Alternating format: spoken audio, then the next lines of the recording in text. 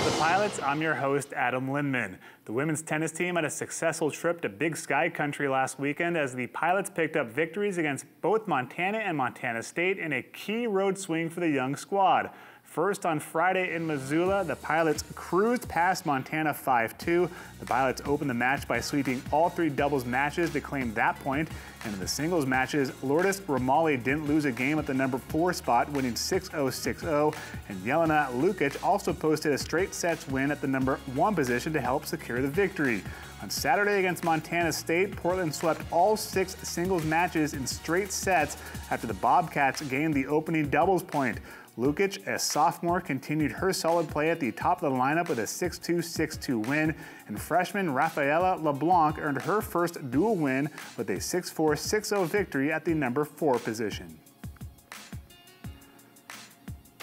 The men's team put their lengthy home winning streak on the line on Sunday against number 33 Minnesota, and what a match it was as it came down to the final set of the day. Tied 3-3 overall, Portland freshman Tom Hand and Minnesota's number 6 player split their first 2 sets before Hand jumped ahead 4-1 in the third. But Josip Kristanovic played lights out the rest of the way to earn the win for the Gophers. It snaps a 24-match home winning streak for the Pilots, and all 6 of Portland's losses this year have come against teams ranked in this week's ITA Top 50. Last week, the Portland basketball teams made their annual trek to Las Vegas for the West Coast Conference Championships, with the women dropping a first-round game to Pacific. Despite the loss, the future appears bright for the Pilots, who will return their top 5 scorers next year, including Darian Slaga and Julie Spencer, who both averaged in double digits as juniors. Freshman Maddie Molheim also had a stellar year, setting the program record for most threes in a season for a Pilot freshman. The game with Pacific also marked the final in the career of Portland's 3 seniors, Ashley Gray, Sarah Zaragoza, and Rochelle Owens.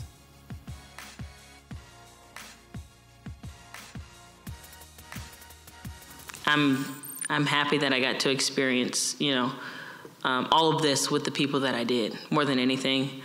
It's not really about basketball for me, and I think the relationships that I've built, the friendships that I've made, are the best part about it for me.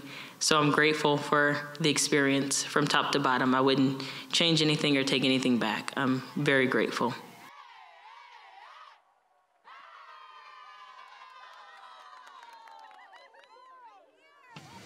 The men's team took an early lead in their first-round matchup with LMU, but the Lions rallied late to claim the win. The Pilots featured a young roster this season, so there's plenty to be excited about on the Bluff. Next year, 6 of Portland's top 7 scorers return, including Marcus Shaver Jr., who led the team in scoring en route to WCC All-Freshman and honorable mention accolades. Shaver scored the 3rd most points in program history for a Pilot freshman. Also back next year will be Josh McSwiggan, who averaged nearly 11 points per contest in his first year as a Pilot.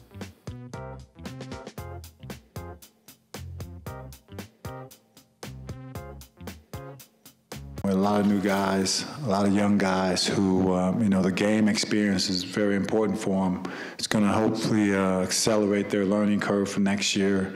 That's the most important thing we take from this year. They all, from the beginning to now, they all grew in some areas of the game they had to grow in. For the most part, really pleased with the way these guys have competed all year long. Thought every night they came out and competed hard. And the biggest thing we take away is the experience we had for our team collectively to be in games, and now you got to take it to the next step.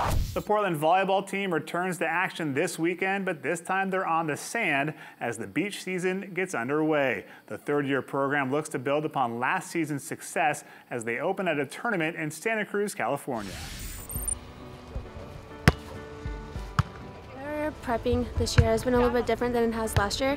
Last year we did indoor and beach at the same time, and so we were just flipping in and out, one day beach, one day indoor. But this year it's been 6 weeks of indoor and then 2 weeks of outdoor, and then we have our first tournament. So I think that we'll be a little bit more consistent and a little bit more comfortable on the sand.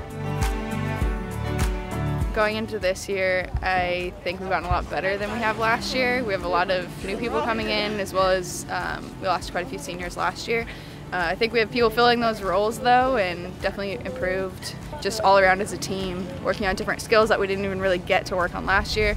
I think we have a solid returning crew and upperclassmen that are doing well, getting the underclassmen more used to playing out on the beach, as well as just showing them what it's like to play beach in Portland where the weather's not always nice, and you have to be ready to adapt to not only different weather but potentially playing inside if it is snowing or our court is flooded.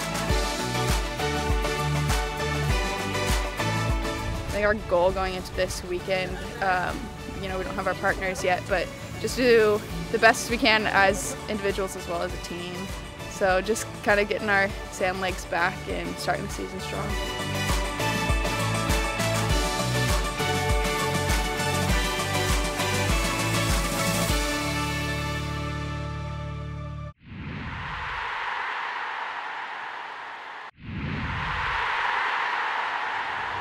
Welcome back to Portside of the Pilots, and welcome to the set, the second longest tenured head coach at UP, women's tennis coach Susie Campbell. Susie, thanks for joining us. Thank you for having me. Let's start by talking about last weekend. You guys went to Montana, picked up a pair of wins over Montana and Montana State. How rewarding was it for you to get a pair of road wins? It was really important. We've scheduled very, very tough this year, and had only had one win going into the weekend. So we were going into altitude against a Montana team that has been a Big Sky champion in the last couple of years, and so we knew, we had a tall task. But we showed up. Everyone worked hard. We got through the first day, and then the next day was the bigger challenge. Montana State ended up being surprisingly better, and we pulled through. Had a few bumps, got the doubles point taken from us, and then they responded. So it feels great to have a win. It really does. And it's been an ongoing theme this year. You guys have a young roster. You have 4 freshmen, 3 sophomores, a junior. Despite playing that tough early schedule, how much improvement have you seen already, and are you excited for the future? Yeah, there's no doubt that our schedule has made us better. It may not show in our record, but it has definitely made us better. Eager on a daily basis to get better. The players are working really hard. They have specific things in their game that they really need to hone in on and improve. And so if we can just get 1% better a week going into the next match, then they'll see improvement. And tennis truly is an international sport, and collegiate tennis over there has definitely moved in that direction. You have players from Bulgaria, Serbia, Canada, Argentina, Hawaii, and Texas on your current roster. Talk about some of the challenges and the benefits of having such a diverse roster. I don't know that there's many challenges other than me not knowing sometimes what the heck they're talking about in a different language. But, other than that, the culture is rich. Everyone brings something different, different experiences, different foods. It really is it's a fabulous experience for everyone. We all learn something, I especially, so. They've all had really, really diverse athletic experiences at the very highest level, some of them with WTA points. And I think it's an awesome thing that we're able to bring internationals in and to have them, create a culture that's unique. I mentioned it earlier. You've been at UP for quite a while now. 26 years, you're in your 26th year as head coach, behind only Rob Connor, who I think has been here for about 50 years. I'm sure you've seen some changes to the campus and the UP athletic department through the years. What are some of those major changes that you've experienced? The face of the school is completely different. The new buildings everywhere, popping up all over the place. With Beauchamp and even in our own department here, having an academic center here for the athletes is phenomenal. The staff has grown probably twice, 3 times the size since when I started. So many changes, and all for the good. It's such a beautiful place, and so it's changed a lot. So many changes, and there's still more changes on the horizon. We've talked about it before. The new Franz River campus, which will include a new tennis center down on the banks of the Willamette River. Talk about what that new tennis facility will bring to your program. We have gotten a lot done in our facility now with 3 courts. I can't imagine what we can accomplish, especially when it comes to player ratio on the courts, making sure they have a lot of time that they can just be on their own court instead of sharing a court. That's really important to development. We can host a lot more tournaments. We can welcome people into our building when we haven't been able to do that. So that's going to be exciting. I think that will bring a higher standard of teams to Portland to play us, it'll make it more comfortable for everyone. Yeah, I mean, there isn't anything that isn't going to be unbelievably fabulous about having a 6-court facility, something I didn't know would happen in my lifetime, and here we are. So, yeah, it's going to be very, very exciting and really great for player development. And lastly, we need to finish with one of your assistant coaches who's also been a staple in your program, Philip Zivkovic, excuse me, Phil. A former player that's been on your staff now for several years. He's an avid noon baller. He's well known around campus, not only in the athletic department, but the entire Bluff. Just talk about his impact on your program. I mean, he is a Portland Pilot through and through. I mean, he is like one of the mayors of the campus. He extends himself everywhere on campus, and definitely noon ball. I hear a lot about that. But he's our recruiting coordinator. He's got such a big heart for what it is that we're doing. We're a really good team together. We get a lot done together. We're different in our styles, but we complement each other really well. So. As far as recruiting goes, he's brought in some amazing student athletes. He's always after the highest ranked player he could possibly get. Nothing's in his way of doing that. So that's how we've improved. The program's improved, and he's done a stellar job at recruiting. So, I give a lot of props to all of his efforts, and he's a fantastic ambassador for our program. Did he also win the Calzone Challenge a couple years ago? He can eat more than you know. He eats, usually he eats his meal and my meal. Wow. Most meals, yes. Yeah. Phil, he can pack it in. Nice. Yeah. Well, Susie, thanks a ton for joining us. Good luck this spring season. Thank you so much for having me.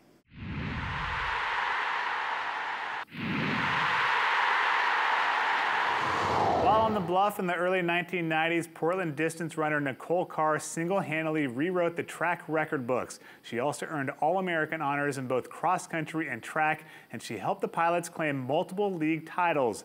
Last weekend, she was officially inducted into the West Coast Conference Hall of Honor. Nicole almost single-handedly rewrote the record books at the University of Portland.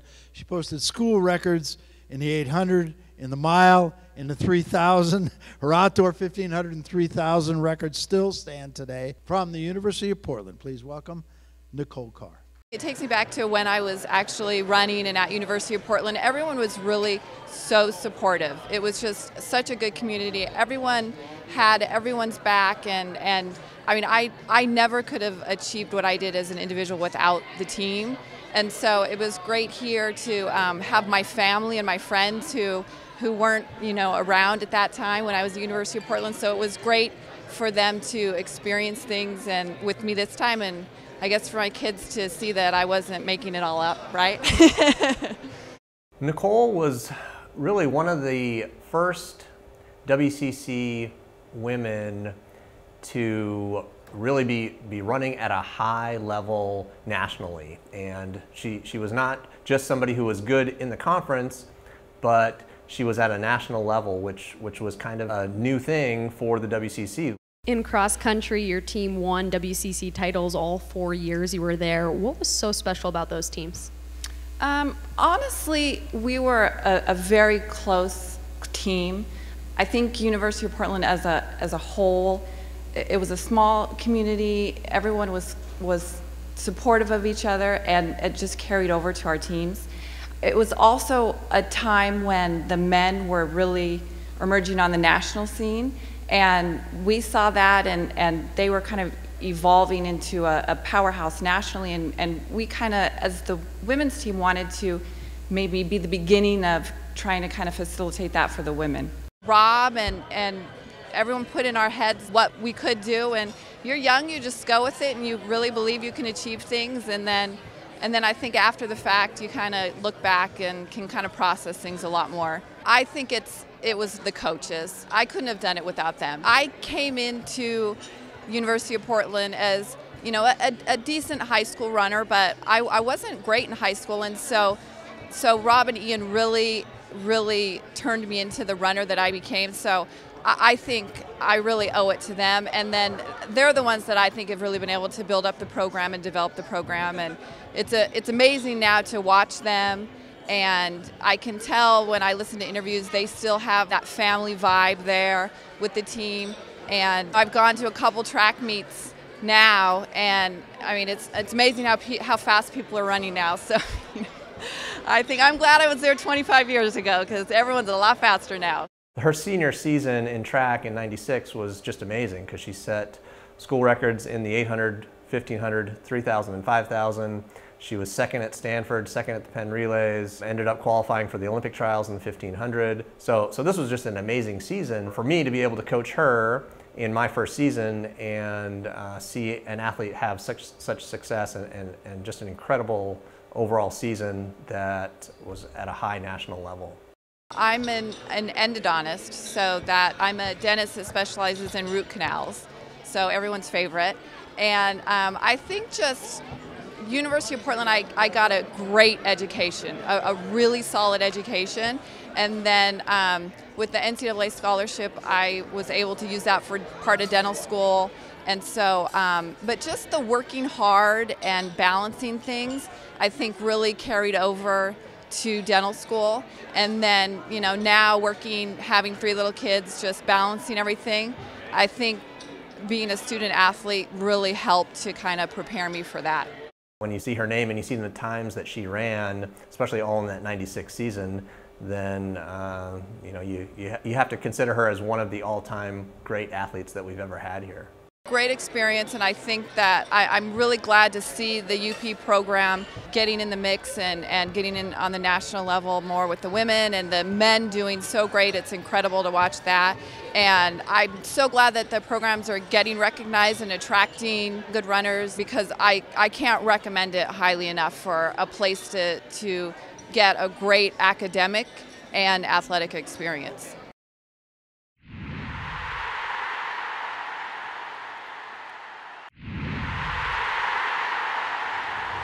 The University of Portland River Campus is close to becoming a reality, and last week at the annual State of UP lunch, University President Father Mark Poorman announced the 35-acre property will be named the Franz Campus.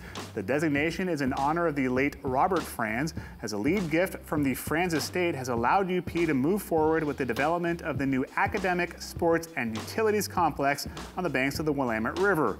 Eventually, the Franz campus will be home to 2 additional soccer practice and IM lighted fields, a tennis center, a track and field facility, an environmental research space, a rowing center and dock, a new physical plant building, and additional campus parking. Talk about game changing. The river campus, we've always been the pilots, a river pilot. It's been the identity of the school. And then to have a river campus that with the beauty of the Pacific Northwest, with the hillside there and the river itself, with track, recreational fields, tennis, maintenance down there, and not to mention the dock and our crew opportunities. It is truly going to change the identity of the school in its first year and then really forever. Not only will we catch up with the riverfront properties, we'll surpass a lot of those programs. And then what then that allows us to do to even change some of the existing structure once we can get off those fields, because we have the riverfront done, and I think it's going to be extremely healthy for UP sports. I think that riverfront is massive for taking us to another level. The rowing team returns to the water this weekend when they travel to Lake Natoma for the Sacramento State Invitational. The pilots will send 5 boats to California, which includes 3 8s and a pair of 4s. Other crews competing are Sacramento State, Humboldt State, UC San Diego, St. Mary's, Orange Coast College, and Mills College. This is the first official event of the spring season for the pilots. Also in action this weekend is the Portland baseball team, who will host UC Irvine for a 4-game series at Joe Etzel Field. Beach volleyball will be in Santa Cruz for matches against Sac State, CSUN, and Cal Poly. And women's tennis will host 50th-ranked Washington State on Monday. Well, it's the end of an era on the Bluff as we say goodbye to an integral part of our athletics department. Director of Video Services James Vega came to the Bluff as a young, naive newcomer in 2013, but he leaves for his dream job at the soon-to-be Las Vegas Raiders as an accomplished veteran, and he leads the video department infinitely better than how he found it. Well, it's been huge for us. I was aware of James's work when he was with the WCC office and the previews he did for the conference cross country. So I was so struck by how good those were, and somebody took the time to do those. I actually even emailed him. I said, hey, thank you for that work. That was a fantastic preview. Okay, so all of a sudden, boom, a couple of years later, he's working for us. We had someone who was going to put in that little extra. It's been great, honestly. It's helped my family a lot. Like, they love following my journey. A lot of my extended family watches it because they can't come to Portland every weekend. I'm from California, so they've been following along on basically every video that's been put out. So I always hear stuff from them, and then I get to watch it afterwards, which is a lot of fun. Some great memories with Vega. I think last summer was probably the closest I got with him. He somehow got dragged into coming onto our team retreat, documenting, kind of how we bonded in the preseason. And previous Portside with the Pilots, he showed me doing some bad golf, and I think my best memory with Vega, the next day we went river rafting on the Deschutes River down in Bend, and he came out rafting with the guys with his GoPro and tipped overboard, and he was the only one to go down. Lost his GoPro, luckily we got it back, but he's done a lot of great things for the department, especially for our team, and to really be a part of that, it's something that he's brought that memory to our program forever, and that's just very invaluable, and we can't thank him enough for that. Done making magic here. And that does it for this week's Portside of the Pilots. Thanks for watching. You can always reach out to us on social media using the hashtag Portside. Good night.